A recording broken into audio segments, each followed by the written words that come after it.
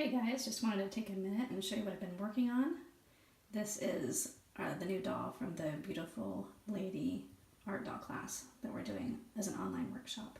Anyway, she just turned out really good. I'm loving this hair.